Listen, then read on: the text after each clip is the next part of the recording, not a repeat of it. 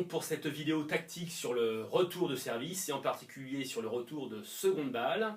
J'aimerais tout d'abord en introduction rappeler l'importance du positionnement du retourneur.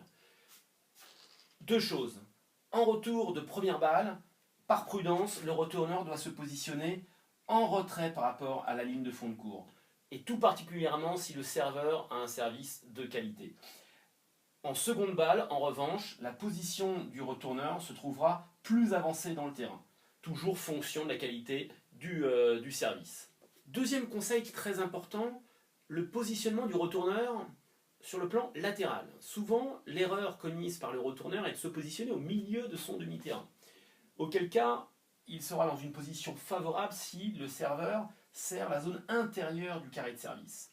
Et dans le cas où le serveur sert l'extérieur, la position médiane du retourneur le verra bien trop éloigné pour effectuer un retour offensif. La solution est de se positionner plus proche du couloir. La bonne distance est celle qui vous permet d'atteindre le couloir en tendant le bras et en touchant la ligne de couloir avec votre raquette. Voilà un repère en fait facile qui vous permettra de trouver la bonne position. Troisième et dernier conseil, l'allègement. L'allègement doit être fait avant chaque frappe de votre adversaire, et en particulier en retour de service. Vous n'y échappez pas.